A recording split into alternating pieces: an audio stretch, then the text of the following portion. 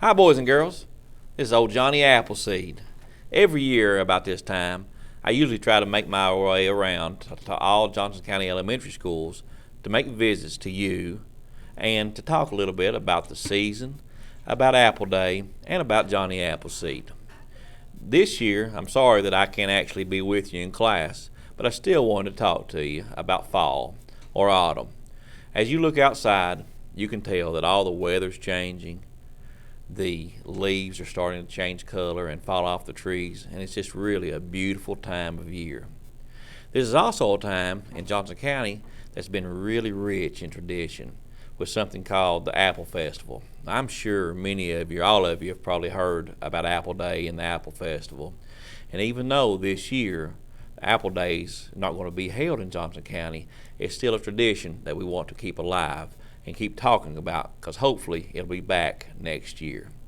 Apple Day is one of my favorite times of year, and that's why I come to Johnson County, because it's about apples, and Johnny Appleseed really loves apples.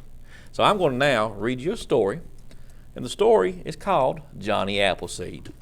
It's a tall tale, retold, and illustrated by Kellogg.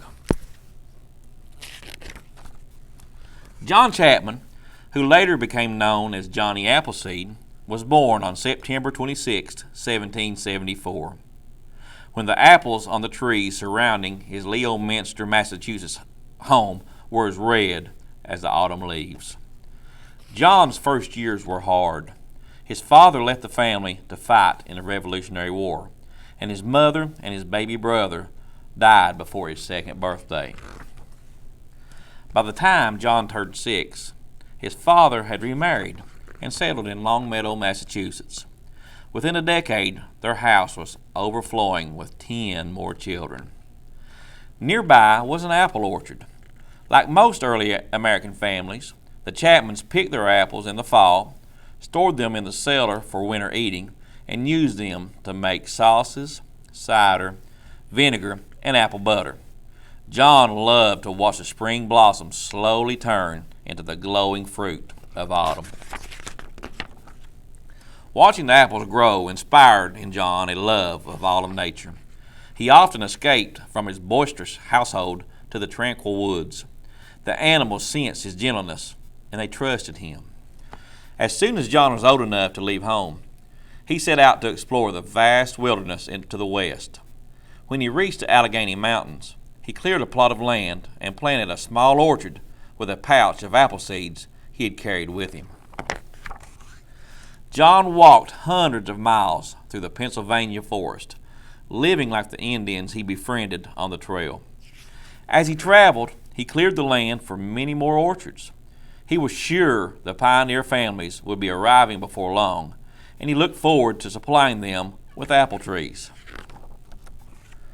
When a storm struck, he found shelter in a hollow log or built a lean-to. On clear nights, he stretched out under the stars. Over the next few years, John continued to visit and to care for his new orchards. The winter slowed him down, but he survived happily on a diet of butternuts. One spring, he met a band of men who boasted that they could lick their weights in wildcats. They were amazed to hear that John wouldn't hurt an animal and had no use for a gun. They challenged John to compete at wrestling, the favorite frontier sport. John suggested a more practical contest, a tree chopping match. The woodsmen eagerly agreed. When the sawdust settled, there was no question about who had come out on top. John was pleased that the land for his largest orchard had been cleared so quickly. He thanked the exhausted woodsmen for their help and began planting. During the next few years, John continued to move westward. Whenever he ran out of apple seeds, he hiked to the eastern cider presses to replenish his supply. Before long, John's plantings were spread across the state of Ohio. Meanwhile, pioneer families were arriving in search of home site and farmland. John had located his orchards on the routes he thought they'd be traveling. As he had hoped, the settlers were eager to buy his young trees. John went out of his way to lend a helping hand to his new neighbors. Often he would give his trees away. People affectionately called him Johnny Appleseed, and he began using that name as well. He particularly enjoyed entertaining children with tales of his wilderness adventures and stories from the Bible. In 1812, the British incited the Indians to join them in another war against the Americans. The settlers feared that Ohio would be invaded from Lake Erie. It grieved Johnny that his friends were fighting each other, but when he saw the smoke of burning cabins, he ran through the night shouting a warning at every door. After the war, people urged Johnny to build a house and settle down. He replied that he lived like a king in his wilderness home, and he returned to the forest he loved. During his long absences, folks enjoyed sharing the recollection of Johnny. They retold his stories, and sometimes they even exaggerated them a bit. Some recalled Johnny sleeping in a treetop hammock and chatting with the birds. Others remembered that a rattlesnake had attacked his foot. Fortunately, Johnny's feet were as tough as an elephant's hide, so the fangs didn't penetrate. It was said that Johnny had once tended a wounded wolf and then kept him for a pet. An old hunter swore he had seen Johnny frolicking with a bear family. The storytellers outdid each other with the tall tales about his feats of survival in the untamed wilderness. As the years passed, Ohio became too crowded for Johnny. He moved to the wilds of Indiana, where he continued to clear lands for his orchards. When the settlers began arriving, Johnny recognized some of the children who had listened to their stories. Now they had children of their own.